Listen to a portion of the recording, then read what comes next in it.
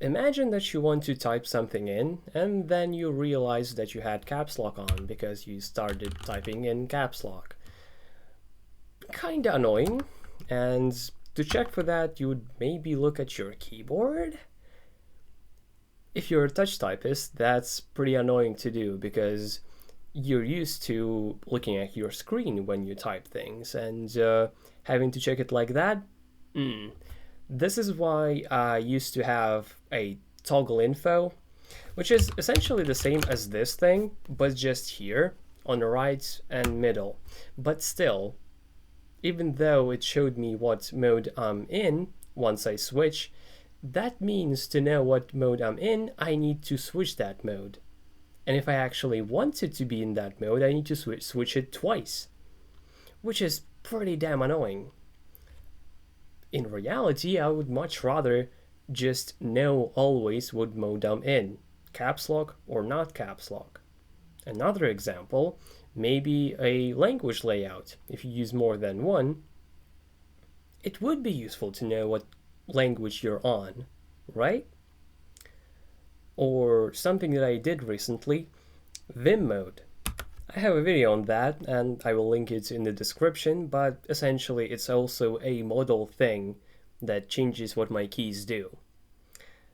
That's also something that I don't want to change twice just to see what it is, and would rather know always. Another thing, in Spotify, I'm not gonna open it now, but essentially I have a hotkey that I toggle, which modifies what my right click does. So there are at least multiple modes that I want to keep track of, and I didn't have a way of doing that. And now I have. First of all, look at these squares. Cool, right? Colorful squares. What's better about them is the fact that you decide which one to turn on or off and when. So, at least for me, caps lock, I don't actually press caps lock to get caps lock. I press shift caps lock to get caps lock. So essentially it's a hotkey. Let's have a look at it. I think it's in Trinity. And I don't think it is actually. Oh yeah, it is actually here. So now I can actually use this colorful square to mean caps lock. I pressed right shift escape, and now I have a permanent bulb, is what I call them, that tells me, yo, you have caps lock on. And then maybe I go to the kitchen, like get some water, come back. I still know that I have caps lock on, and I didn't have to specifically turn it off to not worry about it. No, I just know. And same thing applies to Vim mode. I press Alt space to turn that on, and is the first one. And now I know that I have Vim mode. How do I know? Look at my mouse. I'm pressing keyboard keys and it's moving. Vim mode. And I know that very well. And knowing always whether I have it on or off is very useful especially for Vim mode, because of what kind of different actions my keys can do. And also that same thing for Spotify, which turns on and off a different bulb as well. And then on my numpad, we have things popping up that tell me what mode I'm in. I have like 14. That I don't really have a use to know where I'm in always, so that's why I don't keep them forever. But for example, in mode 7, what do we have? I think on 6, here we go. Now I can actually show you memes now. Yeah, I'm not going to edit my videos, no way. So, how do we do that? I guess it's an sum lock hint. It's just a custom function to change sum lock, hence the name. So caps lock, scroll lock, and num lock. You can use this one function for all three of them. Does some logic and does some logic. It doesn't really matter. But once I call this function, it also creates a StateBulb. And let's look at StateBulbs. This is the class that I'm talking about. It's in lib2 tools StateBulb.ahk. I'll leave a link to my GitHub profile under every video. Keep in mind though that it has a dependency on GUI because it does two things which make the bulbs better. First of all, never focus window, meaning the bulbs that you're seeing right here can never become active windows because they're actually windows. You can see them here, and you can actually also click through them because make click through. So if you don't like having dependencies, you can just use this code explicitly or make your own functions that do that. I just find it useful to have all the GUI extensions in one place, and StateBulb depends on that. We'll get to how the code is written in a bit. So right now still I want to explain how to use it. So StateBulb is the name of the class, and everything there is, not exactly everything there is static. I'll explain it when I will. And then use bracket syntax to access an index of your square. When I press Shift caps lock, is the second one. The first one I have for Vim mode. The second one is for caps lock, and I access that using the number 2. So pretty obvious and simple. And to turn it on, I use create. To turn it off, I use destroy. Once again, very, very simple. And as you can see, I decide when which one is created or destroyed. Now let's look at Vim mode. Same kind of idea. I have essentially a global variable. Oh right, I have caps lock. See, it doesn't even help, lol. So I have essentially a global variable called Vim mode, whether I'm in it or not. It's false by default, so the first time I run this function, it becomes true. So if Vim mode is true, then create the StateBulb for it. But if it's false, then destroy it. Pretty simple. So as you can see, I define the logic under which a StateBulb either is being created or destroyed. And obviously, you don't have to either create or destroy the same one. Not sure how you use that, but yeah, you can. You can decide on any box that you have. Keep in mind though that there is only limited space in your screen, so you only have a limited amount of squares or bulbs that show you different states, and you don't have to count them. Why? Because you can just use max bulbs.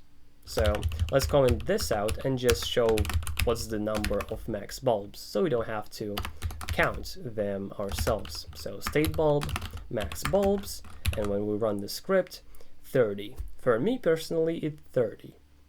Could be different for you, and is being accounted for. They should look pretty much the same on every machine, but your DPI scaling matters for that. So for me, my DPI scaling, essentially a global zoom across my entire machine, is 125%. For some people it will be 100. For others, even more or even less. So it depends on that, how big they're going to be. But aside from that, they also depend on what you set them to be. So what they currently are, let's actually uncomment this and run this again so we have a visual. This feels to me like the perfect size. They're not too small where it's hard to notice them, but they're also not too big where they're just ridiculous. Once again, I can click through them, but once it's too big, it's just kinda unnecessary, at least for me. So there are only a few places which you ever have to touch to change anything. Why? Because I think this is written pretty damn well. So, the only thing that you need to change to make them of a different size is edit side. So let's edit it to maybe 50 and run this again. They're much bigger. So now let's make them 10 instead. And they're much smaller. And as you can see, you can have more of them. But once again, I like 25 a lot. So do not change any of the other lines, this or this or this. Maybe you could change the spacing from maybe 2 to 3. And let's see what that looks like. It looks like ass, so that's why I don't recommend changing anything outside of side when you want to change how big they are. Then another thing that you might want to at least add to, or maybe even change, is the colors map. This map defines what colors you have. It doesn't necessarily mean what colors you're going to be using. So you can just store as many colors here as you want. They don't directly affect the code. This is just the place where you can store your colors. If you have your own place where you store colors, you can just use that. You don't have to use this map. I think it's just pretty useful to have it in that single place. But where colors do matter is the color order array.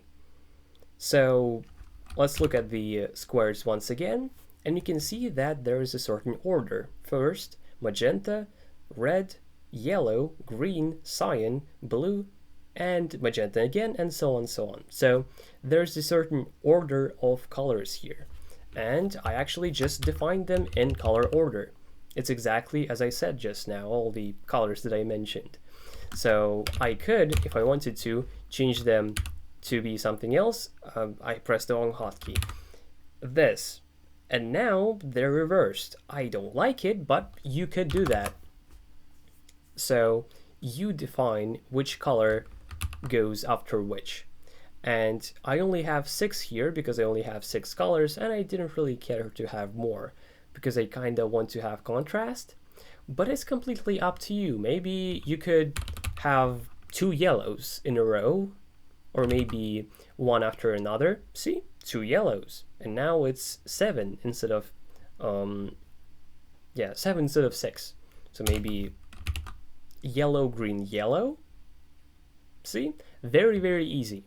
But what does this even refer to? Sure, we have the strings that say the colors here. What is this code exactly? StateBulb colors. So it refers to this colors map. So the actual thing that we need here is this color code in hex, so meaning in base 16. Once again, you don't have to use this map, and you don't have to name your colors. You could just type in some color code. I don't know if this is a correct one. I think we need another number. Yeah, and in theory, that would be a color, I guess. I'm not sure, but you could just grab a color and just put it right here. However, I don't recommend it because you will forget what color is what, most likely, and it's not really easily maintainable. However, if you just add it here and maybe say like Bluetooth, yes, and then add your color, well, then you can use it from anywhere and it's very obvious to you. So I recommend using this map. And then to have it maybe after green, we do StateBulb, colors, and Bluetooth. And by the way, since color order is static as well, you could just use this. However, I often use explicit class names because that improves the process of maintaining it and refactoring it like a fucking kilogram more. How can you even measure easiness in kilograms? What the fuck? But sure, a whole kilogram more, because every time you see the this keyword, you know for sure it's not static. And if you see the name of the class, you know for sure it is static.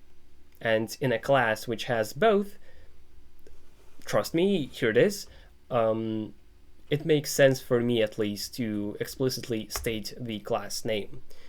Once again, you don't have to do it that way, but I do recommend it if you have a class which has both static and non-static. That might help you out in the long run. So I showed you everything that you need to know about this class to actually use it. So I showed you how to actually, well, make it work, and I showed you what you can change. So once again, it's side, the colors map, and color order. You can decide that for yourself very, very easily. You don't have to search for dependencies like, where else do I need to change? No, you don't have to touch anything other than that, which I'm actually very proud of. I'm usually, like, this is probably the best code I've written in a while.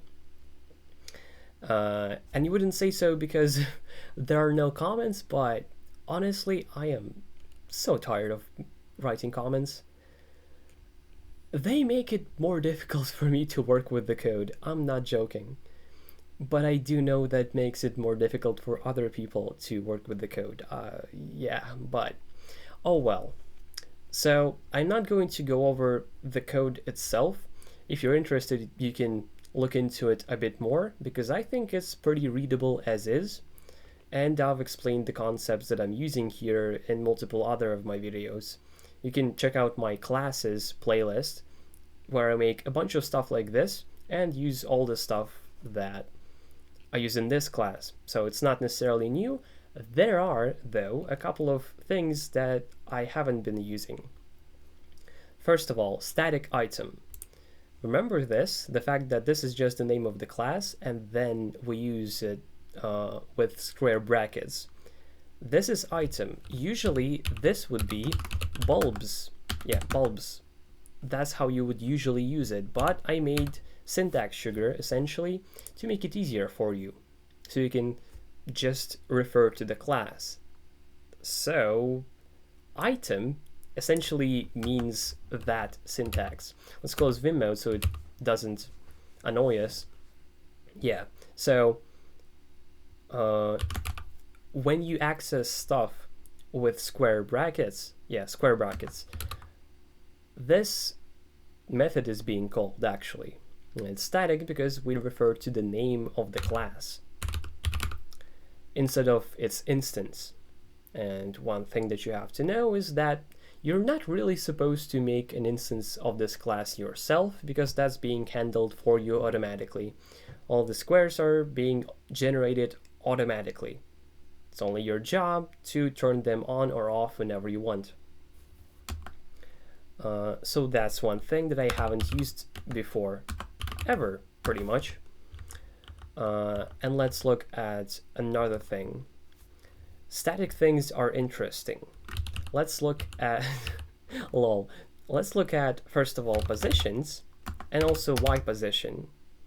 So once this static line, or any static line, once it executes, well, it's done. Meaning you can use static to basically mean execute any code once. Once I realized that idea, my fucking head blew up. Like, what? Because that gives you power. Let's go to get Y position, because this is indeed just a function that is being called only once. That place being Y position. And here we go. The only thing that this does is calculate how low they're going to be. And if we look at them again, you can see that the space between the right side of the screen and the lower is pretty much the same. Or at least I think it's as good as it's gonna get. So it does that. And essentially it's just a function that we only need to run once. And really it could just be here in line, but for some reason I decided not to. Not sure why, honestly, but it's alright. And same thing goes for positions. So positions is an array of all the possible X positions, so horizontal, where there could be a square. And that decides how many possible bulbs you can have on your screen, depending on their side, or their size, I guess. So this is once again a function or a method that we only run once. So this is an interesting idea with static stuff, which I quite love. And here we have generate positions, which gets max bulbs. Max bulbs being, also some math and some other stuff.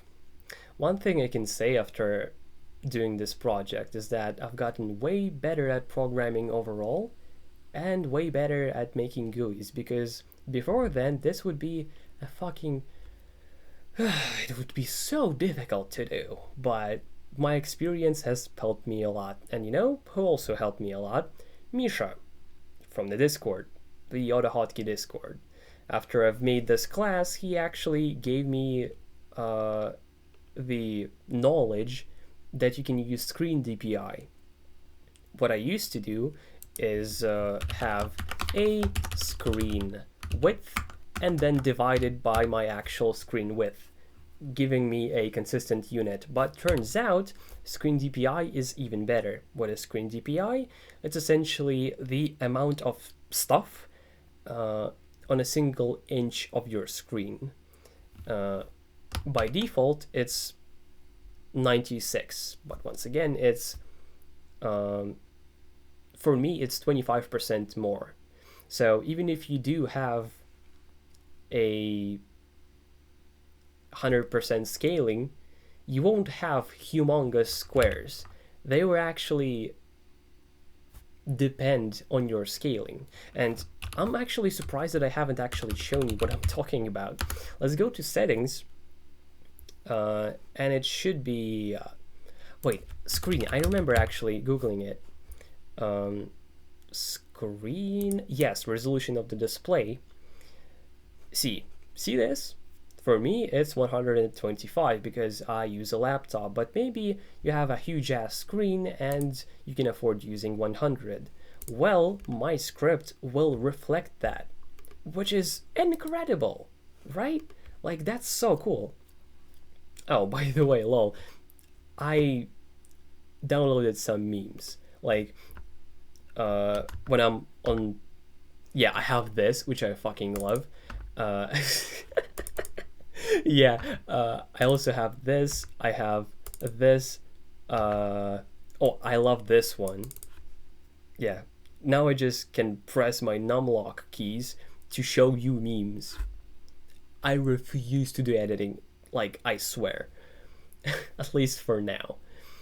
And then the non-static stuff, all you have is, oh yeah, you can create to specifically turn on, you can destroy to specifically turn off, but you can also toggle, meaning if it's on, then turn it off, if it's off, then turn it on. Yeah, you can also use toggle,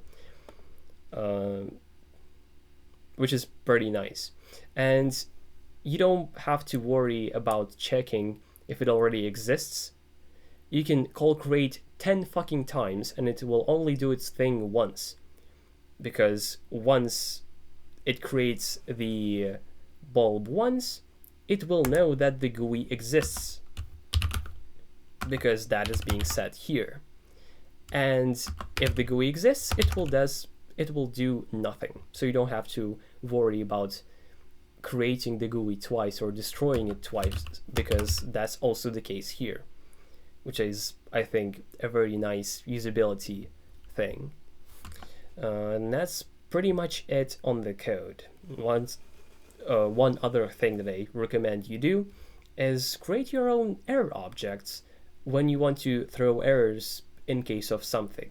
This is just pretty much hidden away, and we throw this error in the constructor if you pass the wrong thing.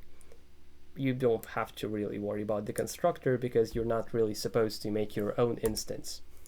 Once again, like, that's being handled for you. But I needed this huge ass error here, but I create my own error object somewhere, and here it is, like, hidden away but full and complete, which is pretty cool. So if you're interested in error objects, I have a video on them as well. So if this video was useful to you, press a like, type some comment, maybe you have a question or suggestion.